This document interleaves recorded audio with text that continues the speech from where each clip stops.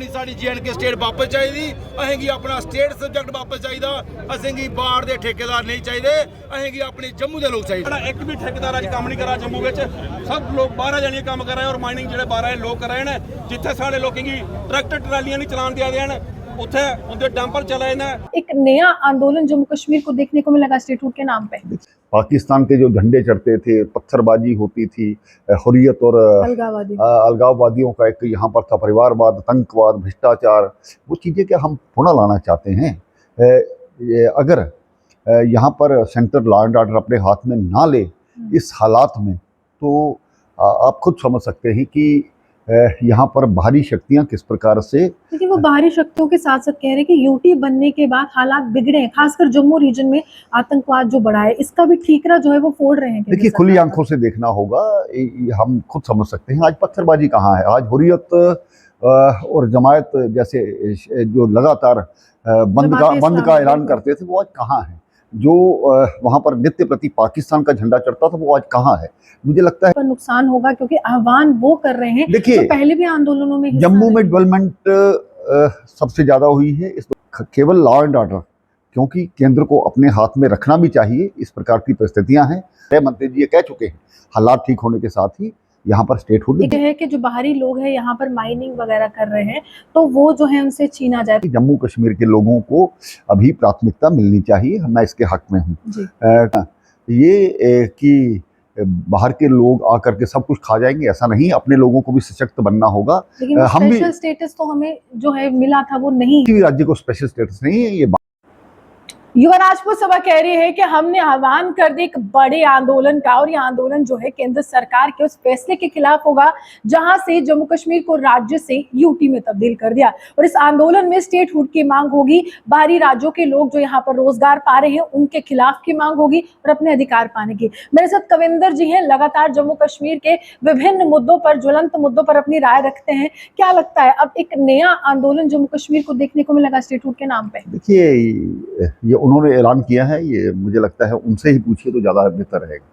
लेकिन सवाल ये है कि वो लगातार घेर रहे हैं आपको, कि वो समय क्यों नहीं आ रहा है? देखिए, भारतीय जनता पार्टी एक राजनीतिक पार्टी है। जम्मू कश्मीर के विषयों को अगर हम लें, पिछले 70 साल में जम्मू के साथ जो अन्याय हुआ है और विशेष करके राष्ट्र की एकता और अखंडता पर जो प्रहार किए गए हैं, वो नेहरू और शेख अब्दुल्ला की गलत नीतियों के कारण से हुए। तो उसी के आधार पर भारतीय जनता पार्टी ने 53 में आंदोलन किया था। उसी के कारण से धारा 370 समाप्त हुई। आज पूरा भारत प्रसन्न है कि जो क्वेश्चन मार्क जम्मू कश्मीर पर लगता था कि जम्मू कश्मीर भारत का अभिन्न अंग है, किसी और राज्य के बारे में ऐसी बात नहीं की जा सकती थी। तो बहुत सी ऐसी तब्दीलियाँ, और ख़ास करके पाकिस्तान के जो झंडे चढ़ते थे, पत्थरबाजी होती थी, हुर्रियत और अलगाववादियों का एक यहाँ पर था परिवारवाद, आतंकवाद, भ्रष्टाचार, वो चीज़ें क्या हम पुनः लाना चाहते हैं। अगर यहाँ पर सेंटर लॉ एंड ऑर्डर अपने हाथ में ना ले इस हालात में, तो आप खुद समझ सकते हैं कि यहाँ पर बाहरी शक्तियाँ किस प्रकार से। लेकिन वो बाहरी शक्तियों के साथ साथ कह रहे हैं कि यूटी बनने के बाद हालात बिगड़े हैं, खासकर जम्मू रीजन में आतंकवाद जो बढ़ा है, इसका भी ठीकरा जो है वो फोड़ रहे हैं। देखिए, खुली आंखों से देखना होगा, हम खुद समझ सकते हैं आज पत्थरबाजी कहाँ है। आज हुर्रियत और जमायत जैसे जो लगातार बंद का ऐलान करते थे, वो आज कहाँ है। जो वहाँ पर नित्य प्रति पाकिस्तान का झंडा चढ़ता था, वो आज कहाँ है। मुझे लगता है कि खुली आंखों से सच समझ करके इसको देखेंगे तो खुद ब खुद पता लगेगा। लेकिन राजनीतिक तौर पर नुकसान होगा क्योंकि आह्वान वो कर रहे हैं। देखिए, तो पहले भी आंदोलनों में जम्मू में डेवलपमेंट सबसे ज्यादा हुई है। इस दौरान एम्स बने हैं, मेडिकल कॉलेजेस बने हैं, रिंग रोड्स बनी हैं, एक्सप्रेस हाईवेज बने हैं, इंफ्रास्ट्रक्चर डेवलपमेंट हुई है। ये इंडस्ट्री का बहुत बढ़िया पैकेज जिसको पूरे हिंदुस्तान ने सराहा है। बाहरी इन्वेस्टर यहाँ पर आ रहे हैं। केवल लॉ एंड ऑर्डर, क्योंकि केंद्र को अपने हाथ में रखना भी चाहिए। इस प्रकार की परिस्थितियाँ हैं, तो ये ज़रूरी है कि जो आज कश्मीरी हुक्मरानों के चलते यहाँ पर लद्दाख वाले भी यूटी मांगा करते थे, और जम्मू के साथ भी न्याय होता था। कोई भी चीज़ होती थी, जम्मू के साथ दूसरे दर्जे का व्यवहार किया जाता था। उन्हीं कारणों से ये हुआ। लेकिन प्रधानमंत्री जी, हमारे गृह मंत्री जी ये कह चुके हैं, हालात ठीक होने के साथ ही यहाँ पर स्टेटहुड एक दी तर्क जाएगी। ये है कि जो बाहरी लोग हैं यहाँ पर माइनिंग वगैरह कर रहे हैं, तो वो जो है उनसे छीना जाए, तो इस तरह से वो बाहरी जो अंदरूनी का भेद इस समय प्रकट हो रहा है, जो एक माहौल बनाया जा रहा है, उसको लेकर क्या? देखिए, इससे पहले भी यहाँ पर हुआ है कि जम्मू कश्मीर के लोगों को अभी प्राथमिकता मिलनी चाहिए, मैं इसके हक में हूँ। जी।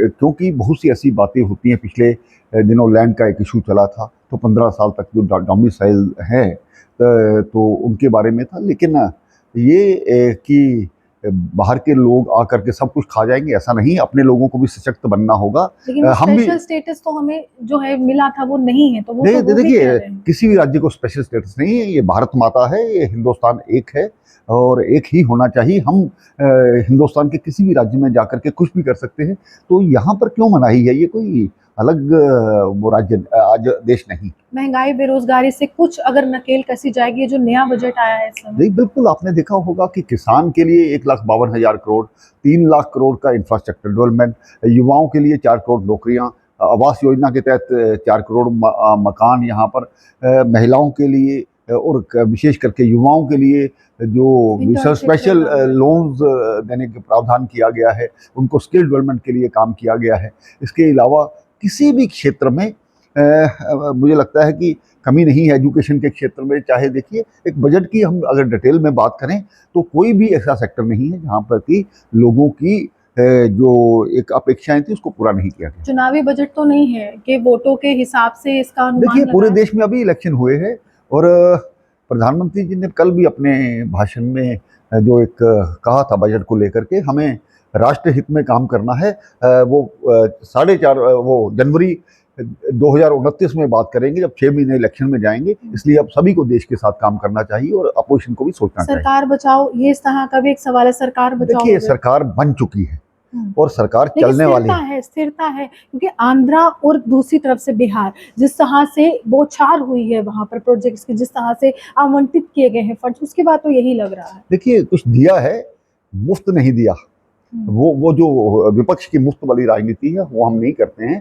वो राज्य डेवलप होने चाहिए। आंध्रा और तेलंगाना अलग अलग राज्य बने थे, राजधानी के लिए अगर पैसा दिया जाता है तो उसमें कोई गलत नहीं है। बिहार में लालू वगैरह जो वहाँ पर हुक्मरान रहे, उन्होंने वहाँ पर तबाही की। आज अगर गंगा पर पुल बनाने की बात की जाती है, एक्सप्रेस हाईवे बनाने की बात की जाती है, लोगों का जीवन यापन आगे बढ़ने वाला है। आज बिहार के लोग, उड़ीसा के लोग दूसरे राज्यों में जाकर के क्यों काम करें, इसके बारे में सोचना है और सरकार ने उसके बारे में सोचा है। और विपक्ष तो इस प्रकार की बातें करेगा ही, क्योंकि वो हमारे एलाइज हैं। देखिए, साफ तौर पर एनडीए के घटक दलों को जब इस तरह से विशेष पैकेजेस का यहाँ पर आवंटित किया जाता है, तो लगातार सियासी खेमे में भूचाल सा आ जाता है और लगातार सियासी घराने ये कहते हैं कि घमासान छेड़ने का समय आ चुका है। ये चुनावों के लिहाज से ही एक नया बजट पेश किया गया है। कुछ लोग ऐसे भी हैं, अखिलेश यादव जैसे, जो कहते हैं कि हमें आधी अधूरी नौकरी नहीं चाहिए, हमें पूरी पक्की नौकरी चाहिए। यानी कि तर्क वितर्क का समय जो है वो आ चुका है, क्योंकि देश के वित्त मंत्री ने बजट पेश किया है और हर एक व्यक्ति इस समय यही कह रहा है, क्या ये बजट जो है उम्मीदों से भरा है या उम्मीदें जो है यहाँ पर पूरी नहीं हुई हैं। आप ये हमारे सामने देखते हैं। नमस्कार।